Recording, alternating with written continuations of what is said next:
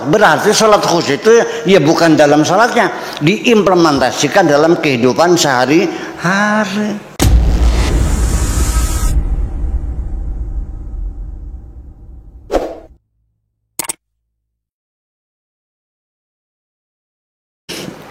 Terima kasih Mas Askar. Assalamualaikum Buya. Waalaikumsalam. Dan ada di virtual ini. Iya, saya senang banget soalnya di sini waktunya pas banget pagi-pagi, kalau di sana malam. Gitu. Oh iya.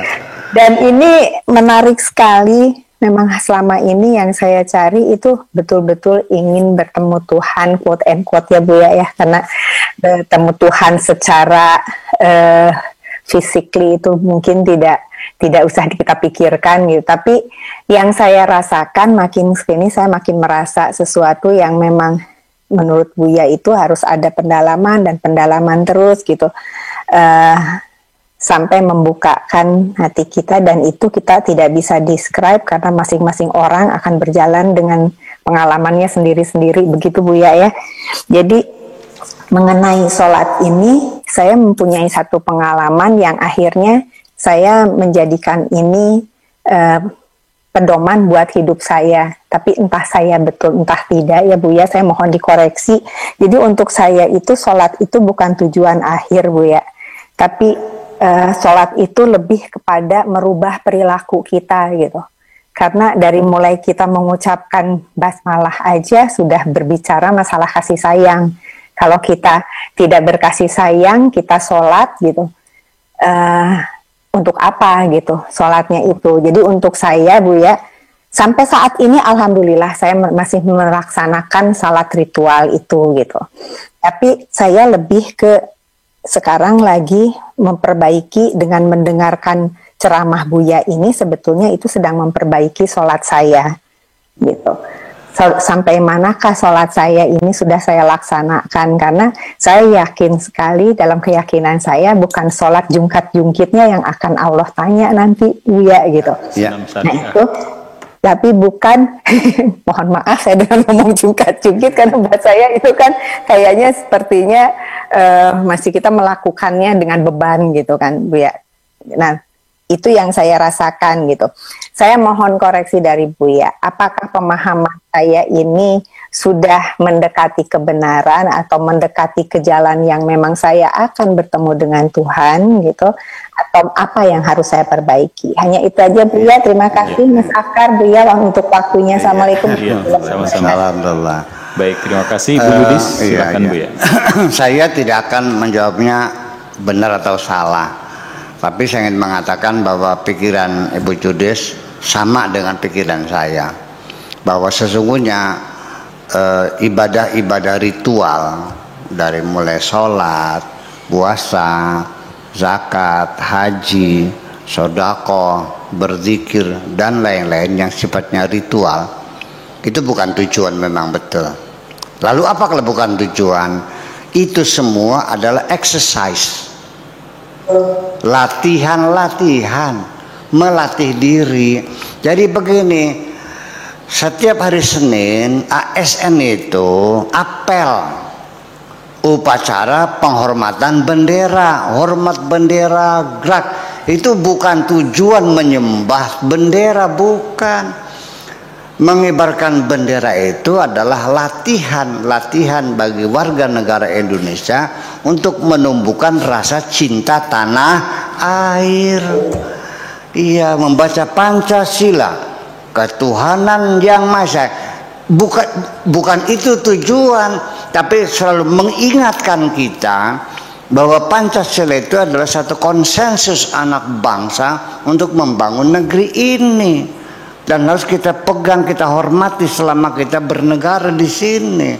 Jadi itulah namanya ibadah-ibadah ritual itu bukan tujuan, betul, sangat betul sekali, tapi hanya exercise. Jadi artinya ketika kita rajin sholat itu diharapkannya bukan menghitung pahalanya berapa, tapi seperti apa, bagaimana caranya supaya sholat kita semakin disiplin, itu bisa merubah perilaku kita, bisa meningkatkan kualitas hidup kita. Nah itu persoalannya, kedisiplinannya, mematuhi atasan. Kalau atasan belum ruku ya kita jangan ruku dulu dong. Atasan belum salam kita tidak boleh mendahului pimpinan. Itu kan latihan-latihan secara artinya sosiologis lah. Kita juga berdiri harus lurus.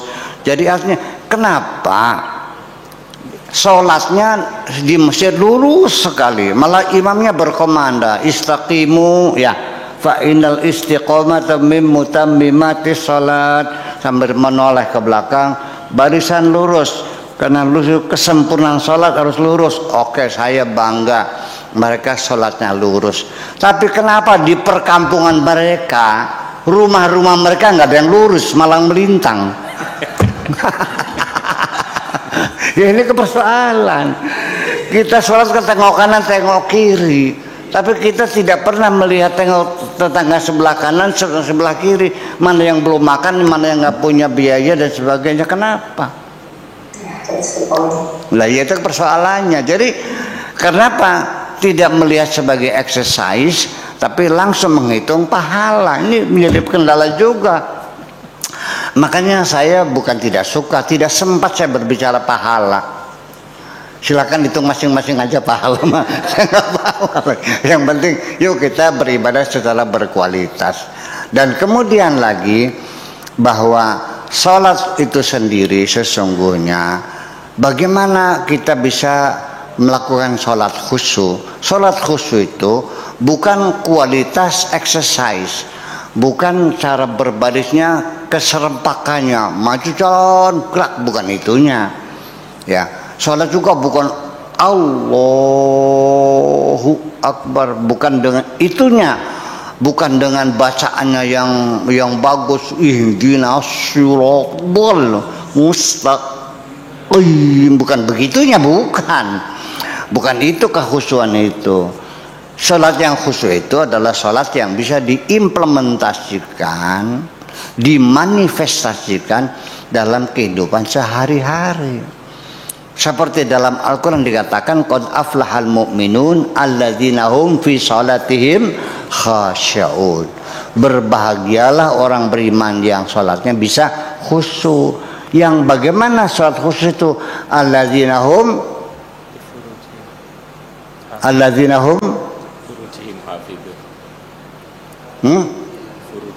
apa Kang Em? Qad aflahal mu'minun. Iya. Nah, oke, saya nanya. Nah, bayar zakat itu dalam sholat dan di luar sholat? Menjaga kemaluan itu dalam sholat apa di luar sholat? Di luar sholat. Menepati janji itu dalam sholat itu dalam sholat. Berarti sholat khusyuk itu ya bukan dalam sholatnya, diimplementasikan dalam kehidupan sehari-hari. Ada setia kawanan, gimana lagi setia dengan satu pasangan, jangan ngacak. Iya dong. Waladzahum li furujihim hafizun, menjaga kemaluannya, setia dengan satu pasangan, bukan jelep-jelep setiap. Ya iya dong, penyakit aid loh berasa. Nah itu berarti sholat khusyuk itu bukan kualitas sholatnya, bacaannya dan sebagainya, itu namanya tumaknina.